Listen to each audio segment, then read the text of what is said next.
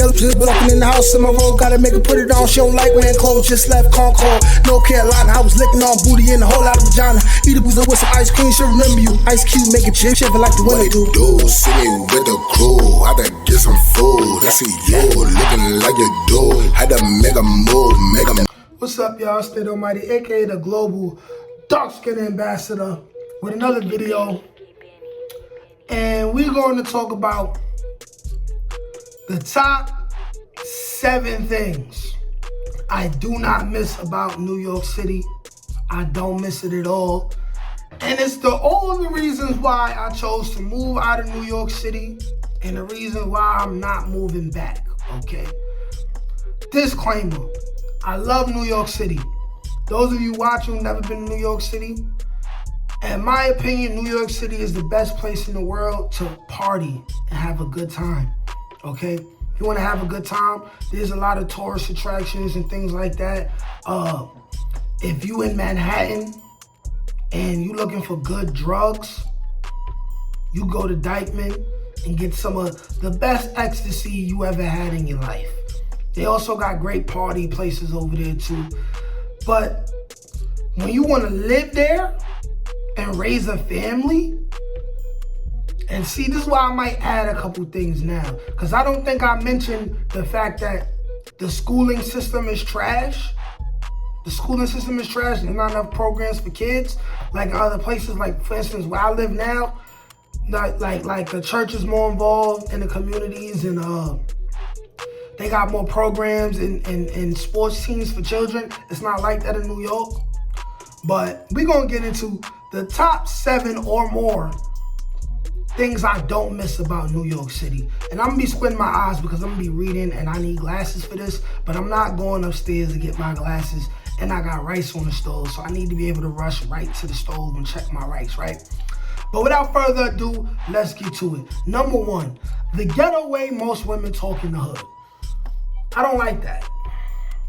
When I did an assessment of my life, and I think about all the women I ever truly cared about, all the women who I ever truly loved or was in love with, they had a high vocabulary. They did not speak like your typical New Yorker from the Bronx. They did not speak like, yo, my nigga, yo, it's the vibes, my nigga, yo, hey, yo, B, yo. I like women who, not bougie, but they just have a higher vocabulary, you know what I'm saying? Like they pronounce they ERs a little bit more, you know? Like I always like that more, you know? Now, I am a dirty dick diggler. I will smash the hood raddest of the ghettoists, or rather I have, you know? As I get a little bit older, my standards are increasing, you know, I'm maturing or whatever, you know? But, you know, I've found that I've had quite a bit of good vagina, from the ghettoest of women, but also it don't matter. It don't matter because good pussy is good pussy wherever you at, as long as it's tight and it don't stink. So, whatever. Number 2, things I don't miss about New York City. The haters who grow up with you and your growth offends them, okay? You will find growing up in New York City, but this probably applies to everywhere you at. You growing and you speaking on a positive level, it be the people who grew up around you. It be the people who grew up around you, they don't know no better, so it's like they always got something negative to say. We don't like that. We don't appreciate that.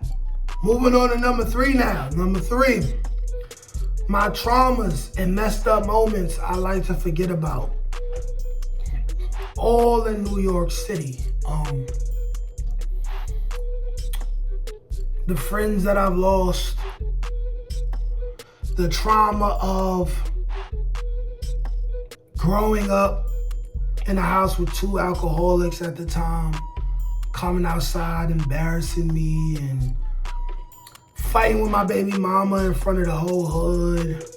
My baby mama and my girlfriend fighting over me, you know, titties and ass popping out, and just all the negative things, you know, me almost getting shot 2-3 times in my building, me getting arrested. You know, first of all, I've been arrested in my building and carried out by police like 10 times, for real. You know, I'm just, all the traumas, the negative things, you know, like growing up, come home from school, it's still daytime, and it's a bunch of fiends, doped out, leaning, looking like the Thriller video in front of the building, on back of the building. Cause you know, drug dealers in my building, they had that fire.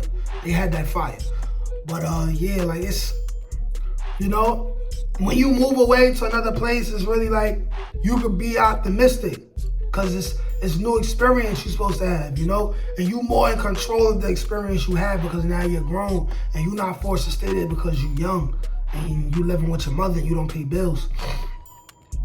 Now, moving on to number 4. The smell of K2 and cigarettes in the air. I'm from New York City. Y'all know when you go in Harlem and you buy the 4 train and that McDonald's over there, y'all know what it be smelling like, okay?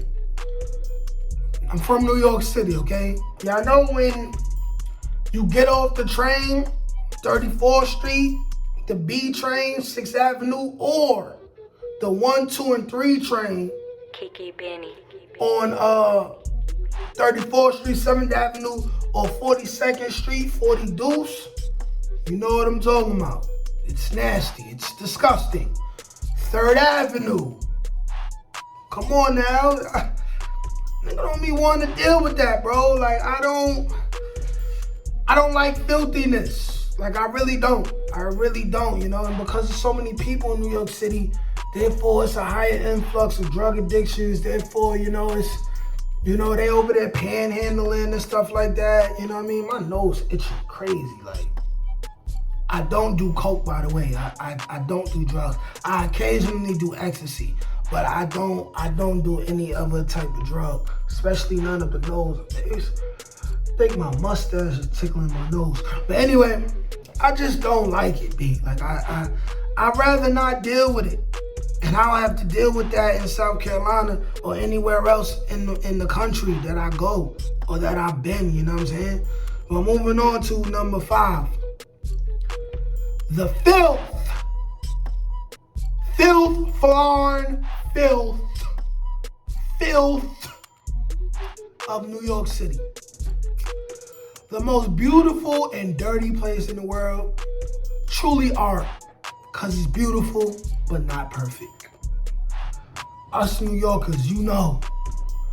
New York ain't never been more clean than it was them first couple months of the pandemic, where everybody really believed they was gonna die if they stayed outside too much. So like the freeways was real empty. The freeways got real clean. During this time I went to New York City, I was riding the train, it wasn't that much people. I never seen the floors that clean, ever. In my 31 years of living at that time. Never seen the floors that clean. Never seen the windows that clean. Never walked in the subway and the subway did not stink. Okay, like it was so clean, I didn't even see rats running around the train trackways. But once people started saying, yeah, who cares? I'm ready to die. And they start coming outside even more. Guess what, man? It was back to being filthy. New York City is filthy. The Bronx is filthy. Let's just be real. Nobody leaves it filthy. You know, people clean it up all the time, but it just gets back filthy again. Let's just keep it real. Love New York City, not the dirt. Moving on to number 6. Chilling on the block every day and all day, all night. That's what people do in New York City. That's what people do everywhere. But being in New York City, it's like it's even more people. And it's just all day, every day. I ain't trying to knock nobody that do it, but I personally feel like a man should have way more business to handle than standing on the block. This is part of the reason why quite a bit of people from my neighborhood I don't speak to anymore because they're not, I know what they're doing like right now as we speak. They're standing either in front of the building or back of the building. They smoking weed, which I don't do anymore. They drinking alcohol, which I do rarely. You know, and if I was around, I would end up smoking weed more and drinking alcohol more because you are the sum of the 5 people you hang around with the most. You know what I'm saying? I don't miss that. I don't miss that at all. A bonus before I get to number 7, which is the thing that I hate the most about New York and the Bronx. The bonus, which I'm gonna say is 6B, is the overcrowdedness of New York City. I was shocked when I moved down here. You know, people in their cars that don't even know you, they drive by you and they wave at you. You know that, right? People are so rude in New York City. People be bumping into, a lot of fights break out in New York City streets is because people be bumping people and people don't be like, excuse me. Like, if you in Chinatown or if you in Times Square, people literally bumping into you, stepping on your feet, not saying nothing. Not saying nothing. Let me tell you something, man. Chinese people violate everybody. You around them, they walking around like robots. They bumping you. They're not saying nothing to you, bro. They're not saying nothing to you. And if you stop them, be like, yo, you bumped me, they acting shocked. Like they didn't know they just bumped you and stepped on your brand new Timberland boots and put a black scuff on them that's not coming out. You know what I'm saying? Like, word, like, for real, be like. But moving on to number 7, the rats. The rats, okay? We had so much rats growing up in my building, we used to name them. I believe I've mentioned this before. Big Bertha, Brenda, Tupac, Ratatouille, Master Splinter. We had names for these rats. They was big, they was gangster, and after 6, 7 o'clock, they coming outside to play. For real, you know what I'm saying? The rats. But I'm gonna end it there, man. Those were the top things I do not miss about New York City, man. Let me know how y'all feel, my New Yorkers watching this video, man. Like, share, comment, subscribe. Peace.